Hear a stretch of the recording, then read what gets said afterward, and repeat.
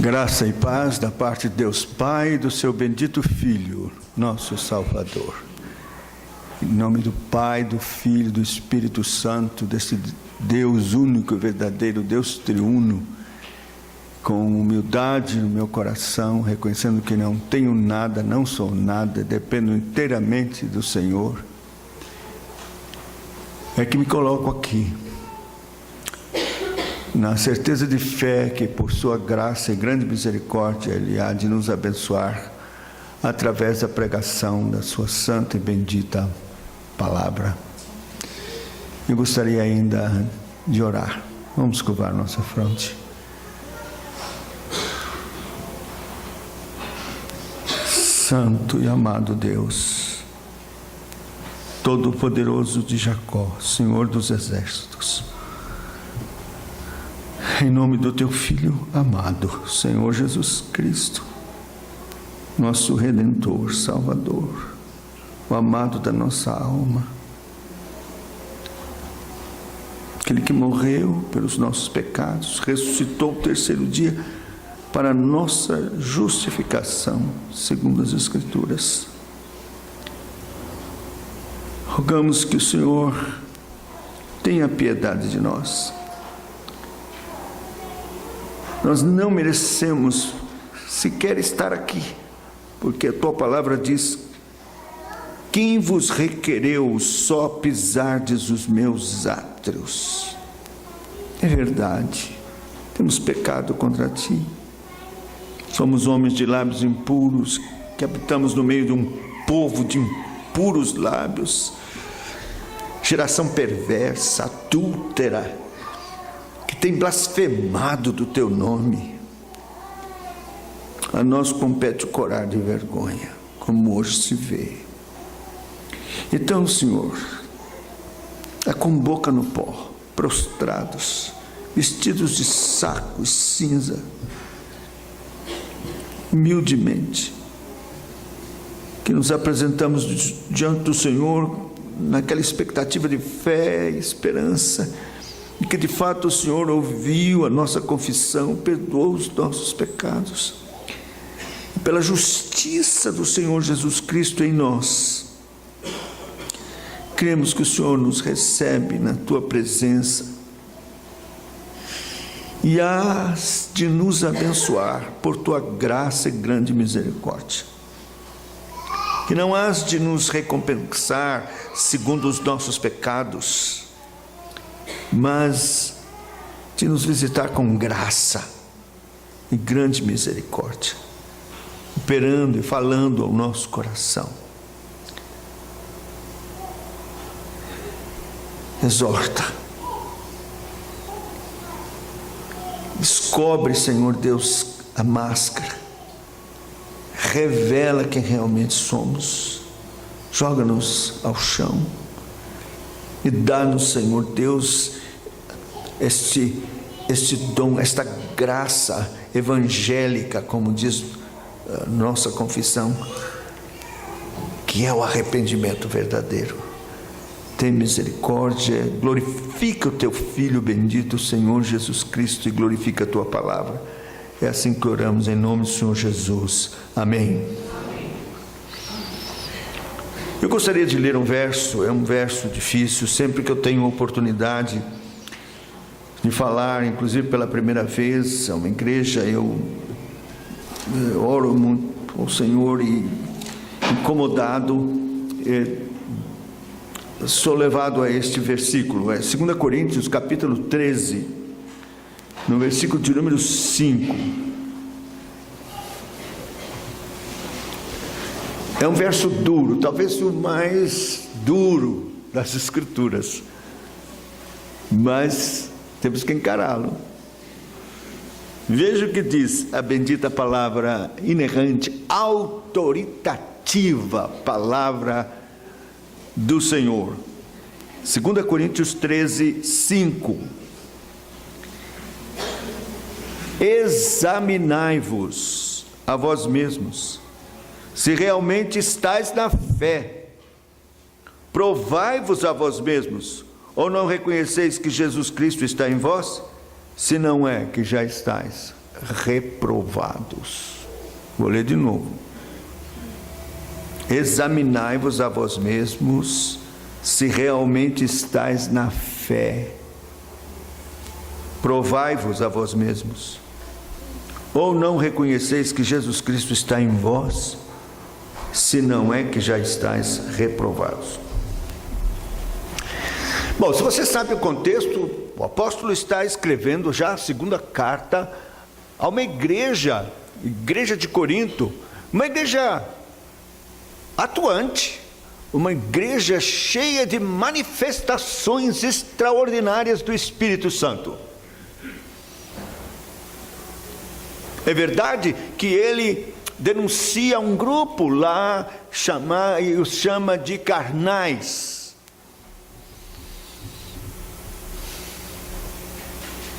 Mas é de admirar que o apóstolo Paulo escreva uma carta a esta igreja e faça esse confronto, esse desafio.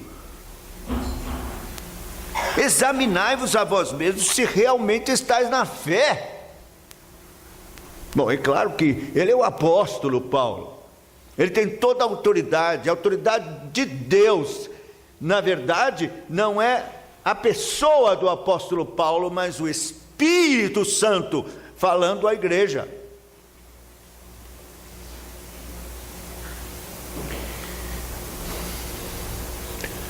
E meus irmãos queridos, com isso nós concluímos que é possível que na igreja existam pessoas reprovadas na fé, reprovadas espiritualmente, que estão enganadas, achando que tudo está bem e não está. Isso é perigosíssimo. Nós podemos nos enganar em muitas coisas nessa vida, depois descobrir que estava enganado, corrigir, fazer o que precisa fazer e tal. Mas estar enganado com relação ao seu destino eterno, a salvação, é perigosíssimo.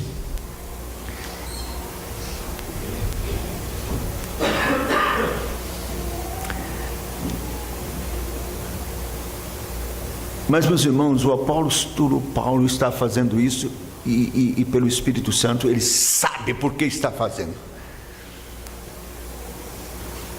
Porque o Espírito Santo conhece o nosso coração, ele sonda os escaninhos do nosso coração, ele sabe exatamente como está a sua vida espiritual. Nem você mesmo sabe, mas ele sabe, ele sonda. E então o apóstolo sabia que grande parte da igreja de Corinto estava reprovada, com todas as manifestações extraordinárias do Espírito Santo.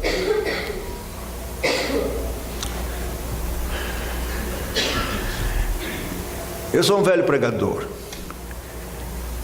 estou jubilado, há 41 anos ministro da Igreja Presbiteriana do Brasil, pregador, itinerante, evangelista, de cruzadas, e posso dizer da minha experiência que meu coração está incomodado pelo fato de perceber que grande parte da igreja, da minha igreja, e eu digo em geral, da Igreja Presbiteriana do Brasil e das igrejas outras evangélicas, que não estamos experimentando a vida cristã aprovada de Deus, que há uma superficialidade ou uma religiosidade dominando as mentes e os corações, mas na prática, na experiência de cada um, temos deixado a desejar. Vamos convir Se lembrarmos o que o Senhor Jesus disse: eu vim para que tenham vida e a tenham em abundância. Não é isso que vivemos? A palavra de Deus fala de um desafio extraordinário. Aquele que está em Cristo deve também andar como Ele andou. Tão longe.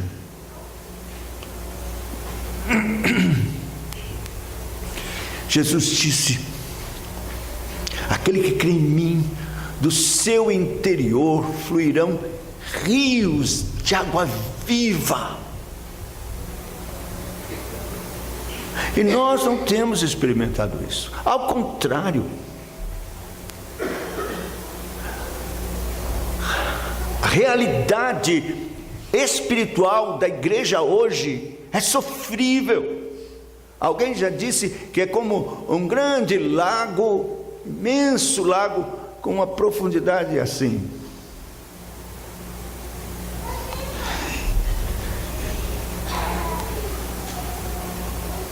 E a influência que a igreja deveria ter é praticamente nula. É triste nós ouvimos IBGE dizer que hoje nós somos quase 30% da população. Imagine, quem estiver de fora sabendo disso, pensa, um grande avivamento no Brasil. 30% é crente, é protestante, é evangélico. Mas, meus irmãos, qual é a influência da igreja hoje na nossa sociedade, no nosso país? É nula. Um fracasso. Cada vez mais cresce a violência, a imoralidade, prostituição, corrupção. E os crentes envolvidos.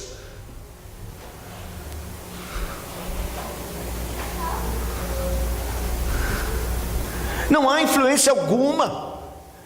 Nas histórias dos avivamentos passados, 1,5% de uma igreja verdadeiramente convertida causava um efeito extraordinário, um impacto na sociedade, uma transformação, uma mudança. Mas nós não vemos mudança alguma.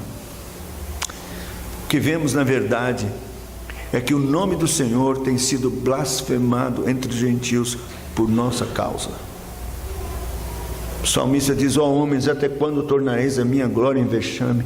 Amareis a vaidade, buscareis a mentira. Saber que Deus extingue para si aquele que lhe é querido.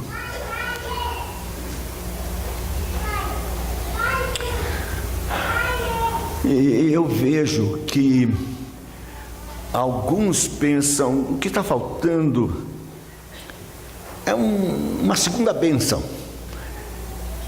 É que as pessoas precisam buscar o batismo do Espírito Santo, poder e aquelas manifestações para que as pessoas possam crer. Mas não havia isso na igreja de Corinto e não resolveu nada. Eram carnais, muitos deles. Se nós, por exemplo, olharmos direito,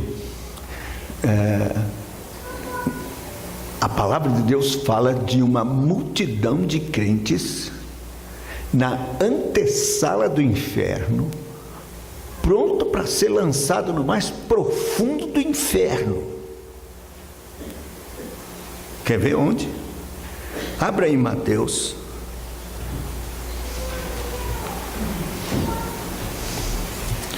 Mateus capítulo de número 7. Vamos começar com o verso 15. E veja que advertência seríssima que o Senhor Jesus dá sobre este assunto. Mateus 7, versículo 15 diz: acautelai-vos dos falsos profetas, que se vos apresentam disfarçados em ovelhas, mas por dentro são lobos roubadores. Pelos seus frutos os conhecereis. Colhe-se porventura uvas dos espinheiros ou figo dos abrolhos? Assim toda árvore boa produz bons frutos, porém a árvore má produz frutos maus. Não pode a árvore boa produzir frutos maus, nem a árvore má produzir bom fruto. É cortada e lançada ao fogo. Assim, pois, pelos seus frutos os conhecereis. Bota o dedo aqui, preste atenção aqui.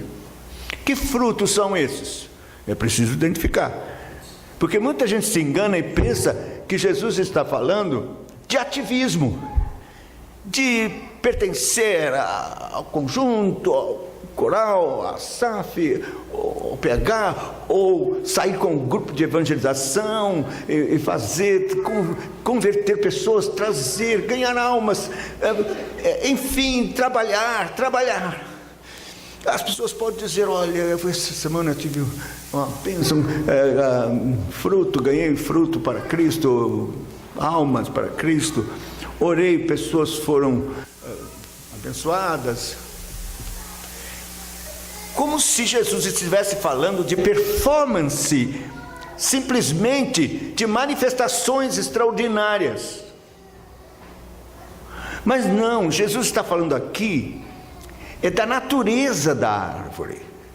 Ele está falando que o fruto é de acordo com a natureza da árvore. Então ele está falando aqui é de conversão, de verdadeira conversão. Ele está falando aqui do fruto do Espírito, que é a vida de Cristo fluindo de alguém verdadeiramente convertido, de uma árvore boa, convertida, e não simplesmente de ativismo, de realizar isso ou aquilo como mero ativismo. Agora continuemos, veja.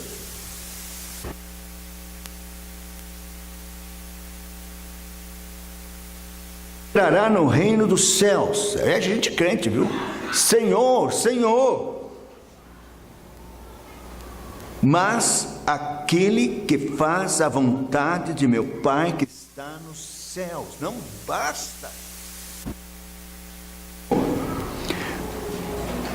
Verso 22. Muitos, olha, muitos, é uma multidão, muita gente, muitos, naquele dia, hão de dizer-me: Senhor, Senhor, porventura não temos nós profetizado em teu nome?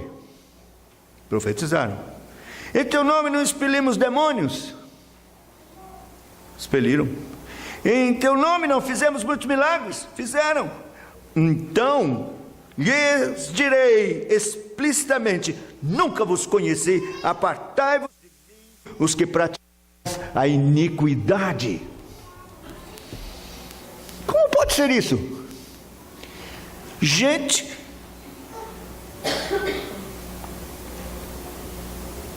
que pratica iniquidade, gente que não é verdadeiramente convertida, sendo usada por Deus, profetizando, pregando, tal, expelindo demônios,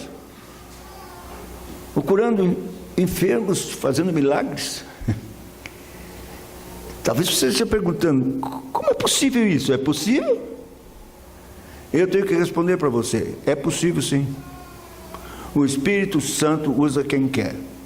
Usa mula, usa ímpio, usa quem quer. Pessoas podem pregar e o Espírito Santo usar e muitos virem a Cristo, mas esta pessoa não ser convertida. Não precisa ir longe. Você vai lá para o Velho Testamento, você vê Balaão. Balaão era um profeta, mas ímpio, ganancioso, ímpio. Mas o Espírito Santo vinha sobre ele e ele abençoava, ele profetizava. Sua mula profetizou, falou pelo Espírito.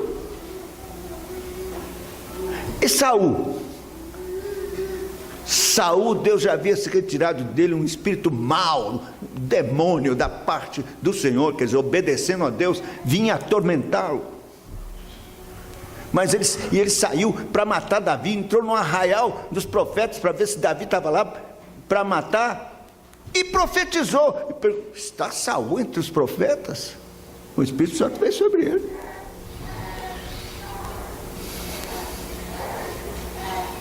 Judas estava entre o colégio apostólico, entre os 12, saiu certamente com os 70 para evangelizar, voltou alegrinho: Senhor, em teu nome os espíritos se nos submetem. E Jesus disse: não fiquem alegres porque os espíritos se vos submetem em meu nome. Fiquem alegres se o nome de vocês está escrito no livro da vida.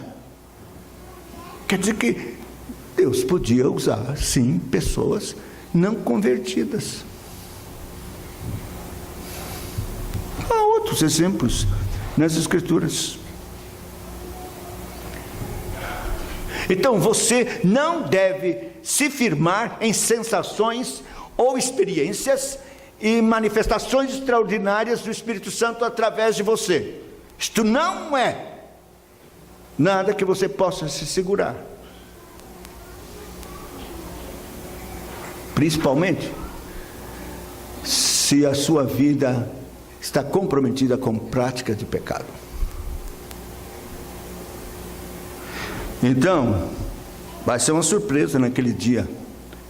Gente boa, entre aspas, grande, na igreja, pensando que tudo está bem, está, na verdade não está bem, está reprovado, vai fazer parte dessa multidão, desses muitos, que vão dizer: Senhor, Senhor. E o Senhor vai dizer explicitamente: eu nunca vos conheci, apartai-vos de mim que praticais a iniquidade. Por isso, examinai-vos a vós mesmos se realmente estáis na fé, se Cristo de fato está em vós, se não é que já estáis reprovados.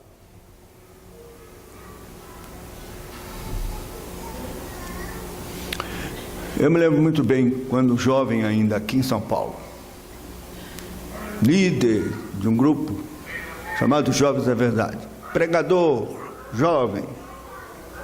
Eu nasci e me criei na Penha, na igreja da Penha.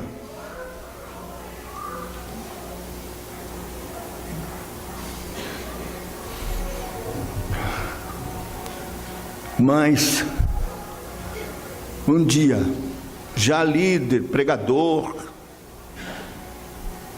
sentado no banco, ouvindo um estudo de um presbítero,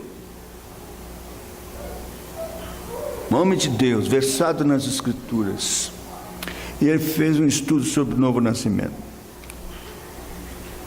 E ele então fez, sabe como aqueles grandes edifícios abandonados que eles implodem, eles vão colocando dinamites em determinados e certos lugares, aí depois aciona e vem tudo, aquele poeirão, aquela coisa. Bem, foi o que aconteceu com o meu edifício espiritual, forjado pela carne. Eu pensei que estava tudo bem, que era verdadeiramente convertido, nascido de novo, mas não era. Eu era um jovem, nascido na igreja, não era devasso. Eu nunca fui a um prostíbulo, eu me casei virgem. Mas eu tinha um prostíbulo no meu coração. Eu carregava um comigo.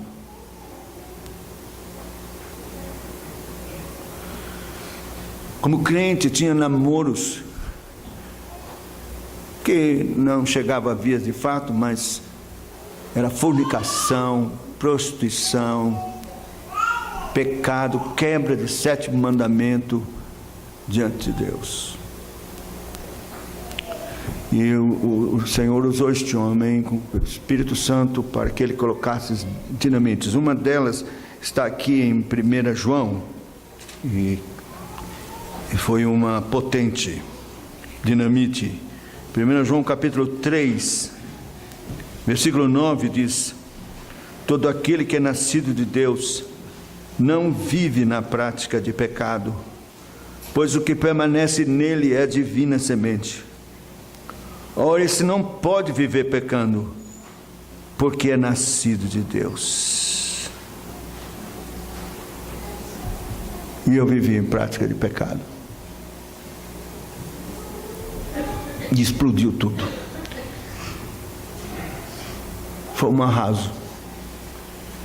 Eu saí daquela reunião acabado, destruído. E disse: meu Deus, o que eu faço agora? O chão saiu. O que eu faço? O que está errado? O que foi que deu errado? Por quê? Eu havia tomado decisão por Cristo no acampamento Palavra da Vida, no culto da fogueira. Eu fiz a oração, eu confessei os meus pecados. Senhor, eu sei que sou um pecador, tem misericórdia de mim. Jesus, vem, entra no meu coração. Eu fiz tudo como o figurino manda. Por quê?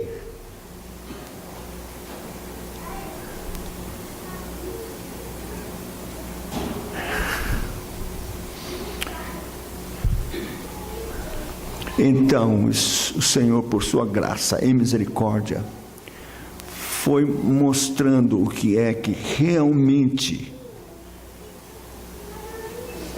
não havia mesmo acontecido e que precisava acontecer. E eu queria dizer para você que esta é a falta na nossa geração hoje cristã. É que nós ouvimos um evangelho açucarado, superficial, mutilado, centrado no homem e não em Deus, e com a mínima exigência. As pessoas vêm para Cristo com esse tipo de pregação e não imaginam, não fazem ideia de quais sejam as sérias implicações do que significa seguir a Cristo. Vêm atrás das benesses e não ouvem o que é que o Evangelho da graça do nosso Senhor e Salvador Jesus Cristo requer.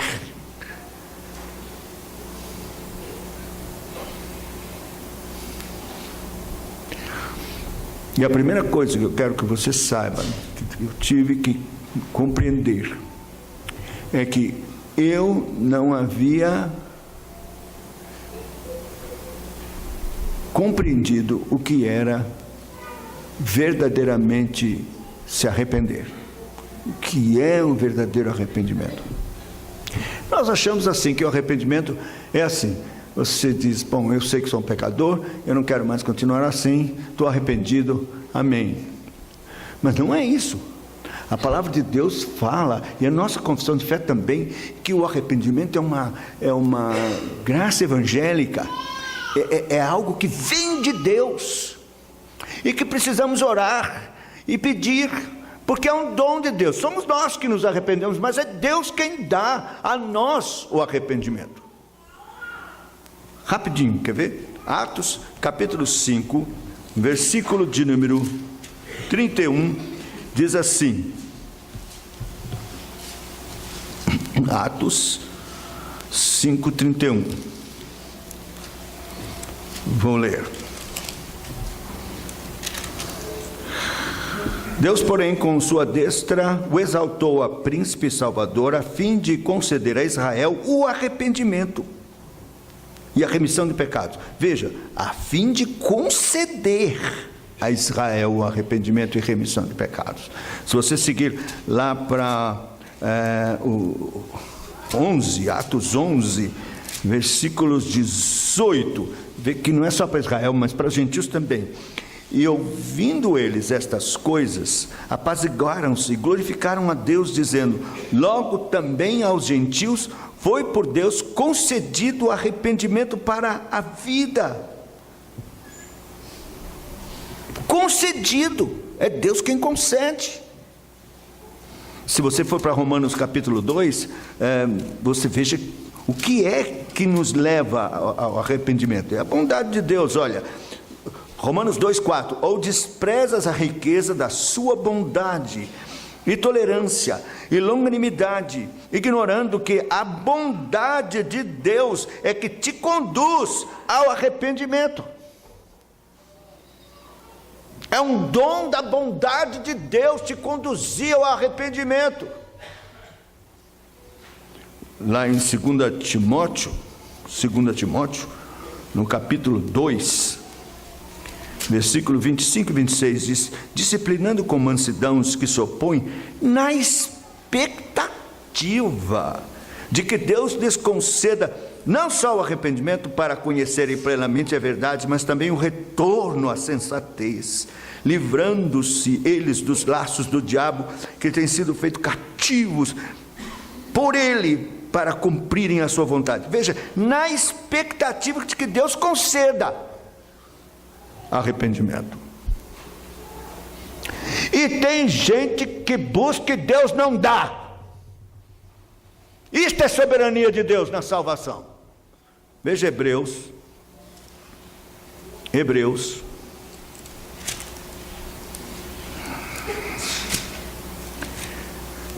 capítulo 12, versículo 16 e 17.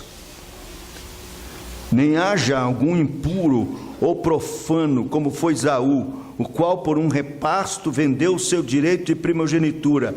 Pois sabeis também que posteriormente, querendo herdar a bênção, foi rejeitado, pois não achou lugar de arrependimento, embora com lágrimas eu tivesse buscado. Então não é assim, faça uma oraçãozinha não. Você precisa orar e pedir um verdadeiro arrependimento. Mas o que implica um verdadeiro arrependimento? É importante. A primeira coisa que implica num verdadeiro arrependimento chama-se convicção profunda de pecados. Nossa geração não sabe o que é isso. Nem os que pregam deixam isso acontecer. Eu me lembro de ler um livro de uma missionária, e ela estava pregando, falando de Cristo para uma moça que foi muito devassa, prostituta mesmo. Ela foi num piquenique com essa moça e sentaram e foram ler a Bíblia. Enquanto a missionária estava lendo a Bíblia, essa moça caiu num choro profundo, soluçando e dizendo: eu sou miserável, eu sou miserável, eu sou miserável. E aquela missionária disse: não, minha filha, que isso? Você já aceitou Jesus? Fique calma, não, que isso? E ela chorava. Até que aquela missionária, claro, pelo Espírito Santo, veio a consciência dizendo: olha, sou eu que estou fazendo isso. Sou eu que estou dando convicção a ela profunda de pecados. Porque nós não queremos. Mas é necessário. A convicção profunda de pecados vem primeiro quando nós compreendemos o que significa pecado original. Você já ouviu isso? Você já ouviu que você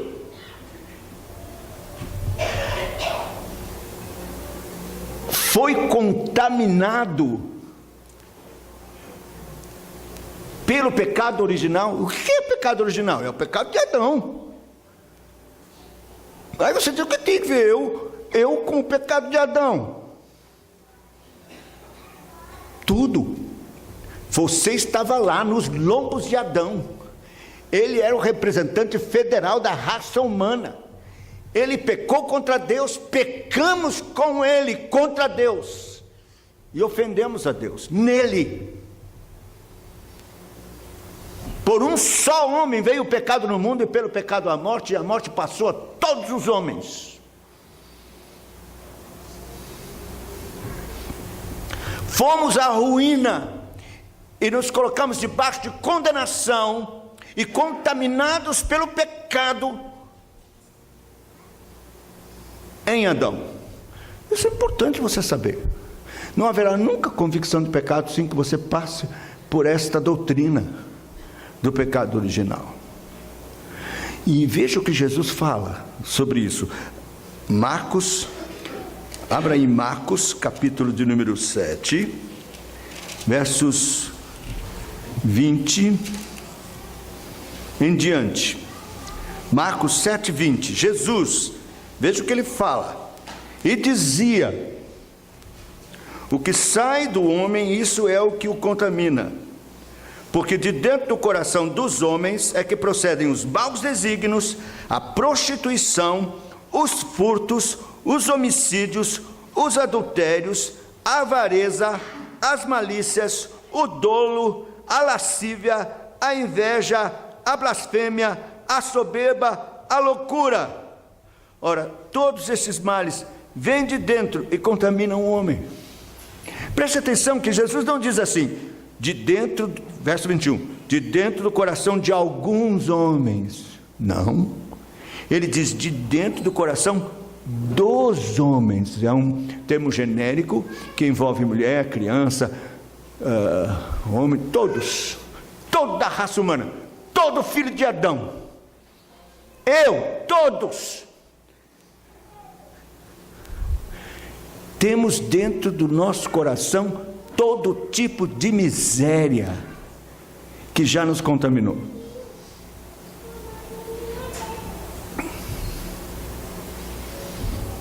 Você diz assim: pastor, eu nunca matei ninguém, nunca estuprei ninguém, né? Talvez se eu perguntasse para você, você é pecador? Você diz, não, eu sou pecador. Mas se perguntasse o quanto você é pecador, você talvez dissesse, eu sou um pecador, mas tem gente pior do que eu. Nunca matei, nunca estuprei, não sou homicida. Então, esse é o pensamento que você tem, mas não é o pensamento que a Bíblia tem. A palavra de Deus lhe nivela. Se você nunca matou, mas você é assassino, homicida. Por quê? Está contaminado com esse pecado, ele está dentro do seu coração, pronto para se manifestar. Circunstâncias favoráveis poderão fazê-lo vir à tona. Eu diria até a misericórdia e graça comum de Deus não deixa que venha à tona. Mas você está lá dentro com esse pecado. Quem é que nunca sentiu assim, a vontade de esganar aquele fulano? A Bíblia diz que se você não ama seu irmão, é assassino. Nós somos, o homicídio está dentro e já contaminou. E digo mais, desde quando? Deixa eu fazer essa pergunta. Desde quando você acha que começou? Porque tem gente que pensa assim, da idade, da razão, mas não é o que a Bíblia diz. A Bíblia ensina que nós recebemos esta herança na concepção. Já pensou? O salmista já disse no Salmo 51, em pecado me concebeu minha mãe. Mas o Salmo 58, versículo 3, diz que é na concepção. Salmo 58, 3.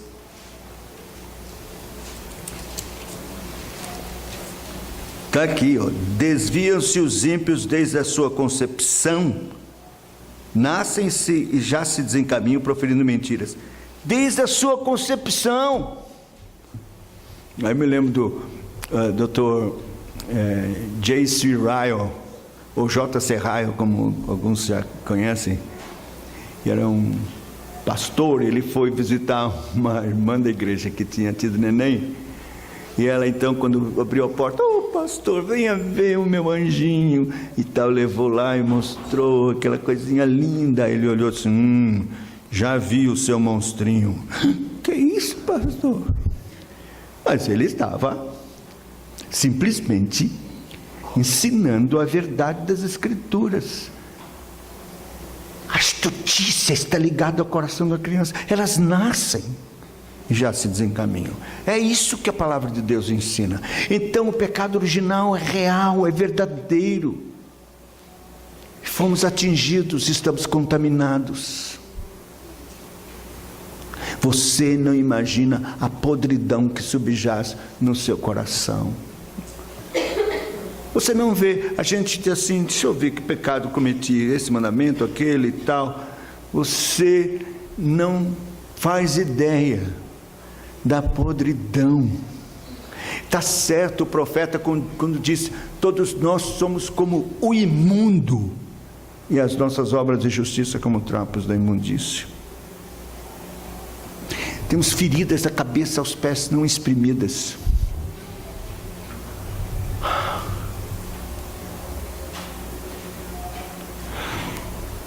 Só o Espírito Santo para nos convencer do pecado, da justiça, do juízo. Só o Espírito Santo para trazer para fora essa miséria e trazer a nossa consciência que realmente somos pecadores, miseráveis diante de Deus.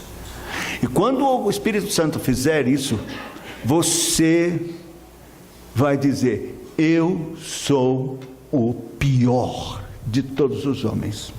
Você vai fazer como o apóstolo Paulo.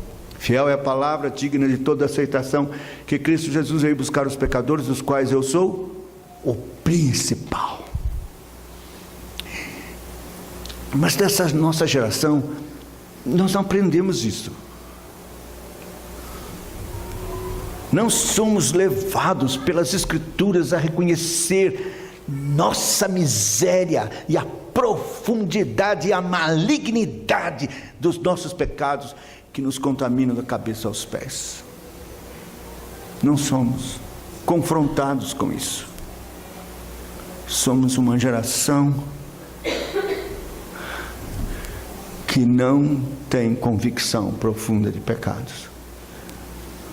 Bom, as pessoas nem querem ouvir os 10 mandamentos, estudá-los, serem confrontados com eles, porque os 10 mandamentos é a lei moral de Deus, e ela é um instrumento útil para mostrar nossa miséria e o quanto temos quebrado a lei de Deus todos os dias.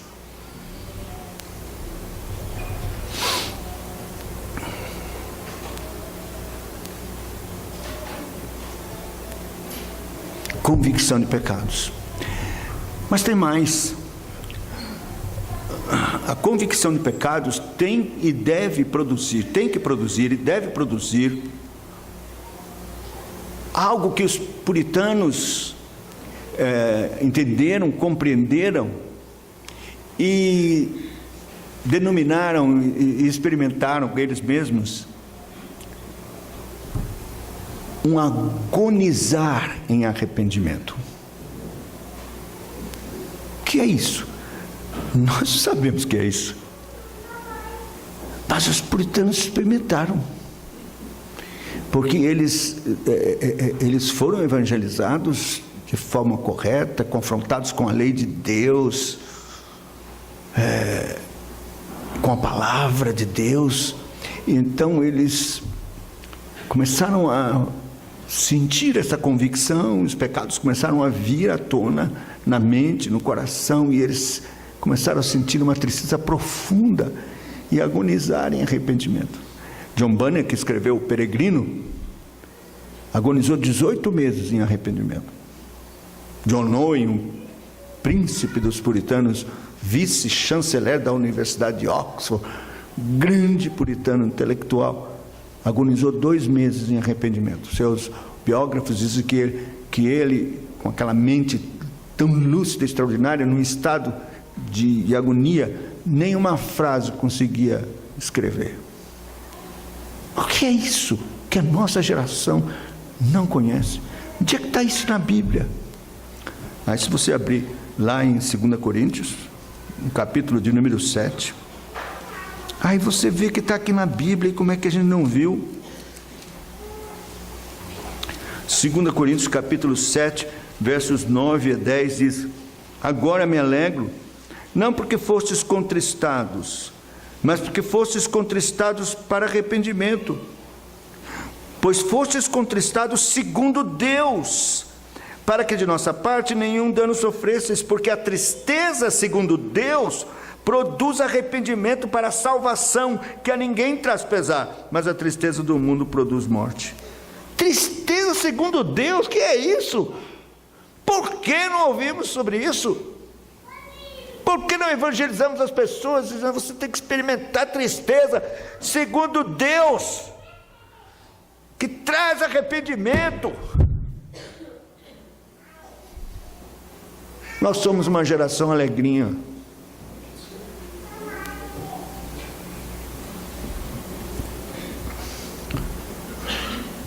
A exortação de Tiago, no capítulo 4, a partir do verso 8, diz assim: chegai-vos a Deus, e Ele se chegará a vós outros. Purificai as mãos, pecadores, e vós que sois de ânimo dobre, limpai o coração. Afligi-vos, lamentai e chorai. Converta-se o vosso riso em pranto, e a vossa alegria em tristeza. Nós não vemos essa pregação no púlpito, não. É vitória, é êxito, prosperidade, ou então autoajuda. É a pregação que precisamos. É uma pregação que fala do pecado, da necessidade de verdadeiro arrependimento, de convicção de pecado, de tristeza segundo Deus.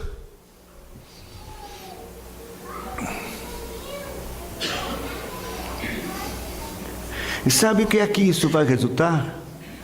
Porque as pessoas hoje, com a psicologia moderna, dizem assim: nós não podemos fazer isso. Se nós fizermos isso, que será da autoestima das pessoas? Para o inferno com autoestima.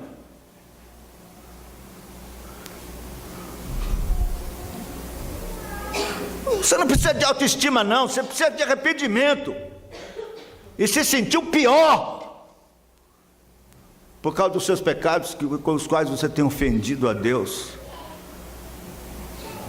Com a sua autoestima você vai para o inferno.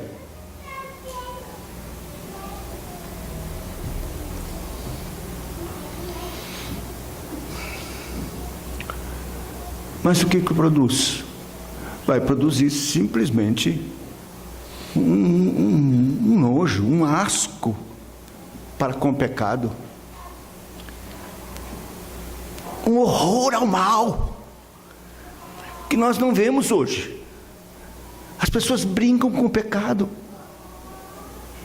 elas não percebem a altíssima malignidade do pecado, que significa ofender a Deus. Olha, para você ter uma ideia do quanto o pecado é ofensivo, terrivelmente ofensivo a Deus, basta você ir ao Calvário, basta você ficar ao sopé do monte e ouvir os gemidos do Senhor da glória, do Filho do Deus bendito, do Criador de todas as coisas, que se humilhou, se prestou a ser achado em figura humana como servo sofredor, e disposto a padecer vergonha, humilhação, desprezo e morte de cruz,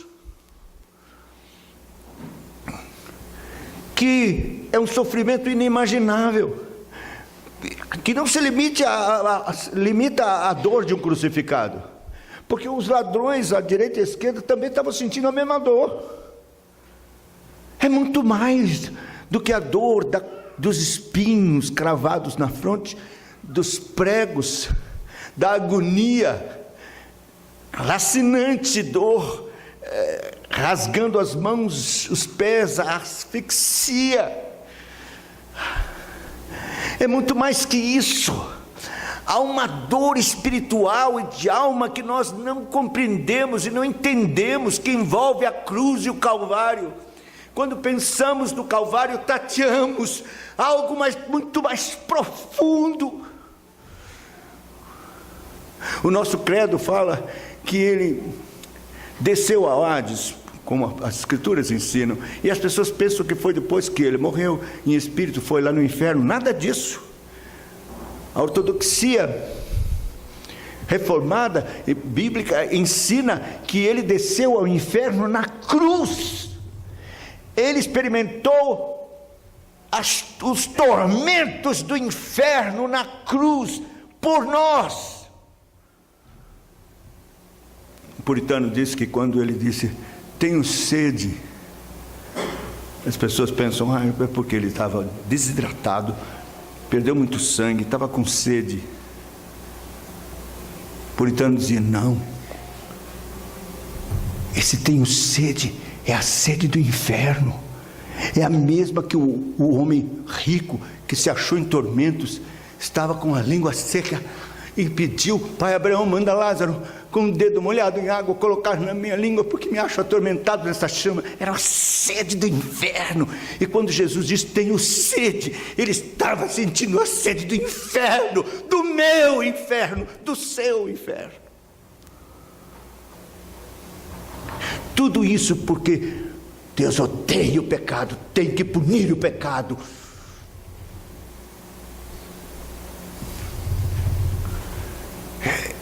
Essa malignidade do pecado produziu algo que nós não entendemos. Mistério da cruz, de um Deus que tem que deixar sua glória, seu domicílio glorioso, para se humilhar e ser desprezado e sofrer por causa do pecado. Como podemos brincar com o pecado? E dar risadinha na televisão com piadas com o nome do Senhor, com cenas de novela ofensivas a Deus, de adultério, de prostituição, de homossexualidade ou de homossexualismo, seja o que for, e todo tipo de miséria, e a gente assiste e não sente nada. A palavra de Deus que não devemos ser cúmplices das obras infrutuosas das trevas, diz, antes condenai-as. Quando você de fato experimentar arrependimento, convicção de pecados, tristeza segundo Deus, você vai odiar o pecado, vai repugná-lo, sentir horror, ser hipsensível e odiar o pecado. Eu não quero isso.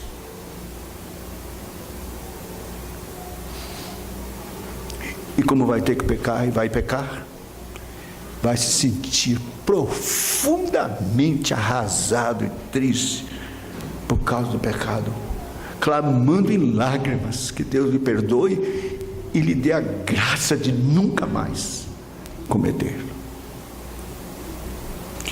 Sabe, isso é evangelho da graça,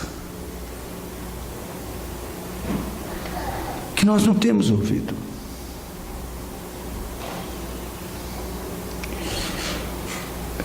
Mas que Deus soberano, que tem os seus eleitos, vai cercá-los e de alguma forma irá comunicar a eles.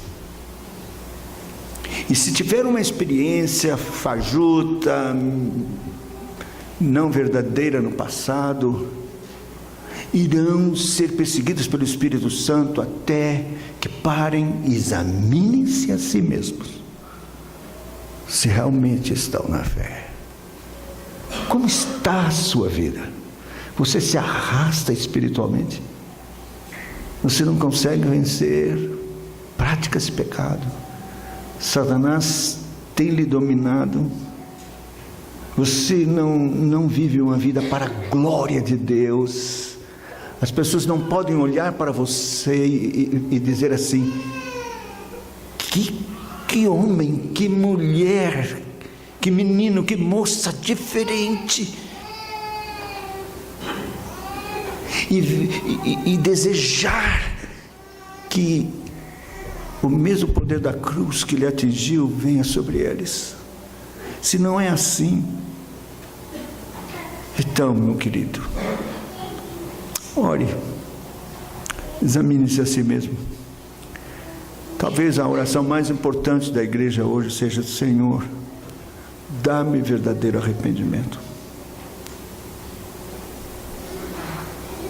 E é o que Deus quer ouvir. Quem sabe um dia você se levanta, vai para o seu trabalho, tal, mas você está sentindo alguma coisa, você não sabe o que é. Senta na máquina, ou no computador, ou onde vai trabalhar, sentindo péssimo. Pior dos homens, pior das mulheres. E lágrimas começam a descer, e você diz: meu Deus, como eu tenho te ofendido, como o Senhor tem misericórdia. Corre para o banheiro, chora, ora, lava o rosto, volta. É Deus ouvindo a sua oração, lhe dando tristeza, segundo Deus, verdadeiro arrependimento. Vida cristã é sim uma vida alegre, feliz, maravilhosa, mas não antes de tristeza. Todo mundo quer logo alegria, não quer passar pela tristeza, segundo Deus. Comece a orar pedindo arrependimento. Se você é um eleito, eu sei que é isso que você fará, porque o que você mais quer é agradar a Deus, é viver a vida que Cristo veio trazer, é de fato glorificar a Deus com um testemunho verdadeiro e ter certeza absoluta no seu coração, pelo Espírito Santo, de que você é um filho de Deus, uma filha de Deus, verdadeiramente nascido de novo. Que Deus tenha misericórdia de nós, da nossa igreja, de mim, de você. E tem que ser logo, porque o tempo está próximo. Vamos orar.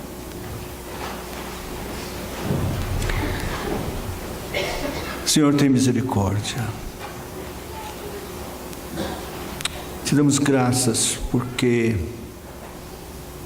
o Senhor nos confrontou nesta noite, pela Tua palavra. Não deixa, Senhor, não deixa que sejamos enganados de forma alguma nesta área espiritual. Senhor, tem misericórdia de nós, sonda-nos. Vem, Senhor Deus, sonda o nosso coração, examina-nos. E se de fato precisamos de algo que não experimentamos, começa e opera agora, desde já, que os teus filhos eleitos, amados do Senhor desde a eternidade, sejam perturbados pelo Espírito Santo, que a falsa paz seja tirada, extirpada, e que o Senhor opere no coração esse verdadeiro arrependimento. Oh Deus, e que a obra preciosa de Cristo, que não foi em vão na cruz, possa não só sossegar-nos com relação ao perdão dos nossos pecados, mas pelo poder da cruz, que seja extirpado o pecado pela raiz do nosso coração. Nós não queremos só o perdão, queremos a libertação do pecado e de todo o poder de Satanás na nossa vida. E que pelo poder da ressurreição, que vivifica o nosso corpo mortal, sejamos vivificados para viver uma vida verdadeiramente nova, santa, irrepreensível, na tua presença, para a glória do teu nome. Ó Senhor, levanta um povo santo, teu, zeloso de boas obras, e que seja uma bênção nesta hora do fim, para a glória do Senhor Jesus Cristo, porque Ele não morreu em vão. Não morreu em vão. E verá o trabalho, o resultado do trabalho penoso da sua alma, e ficará satisfeito. Faz isso, Senhor. Toda glória, todo louvor seja dada ao Senhor para todo sempre. Amém.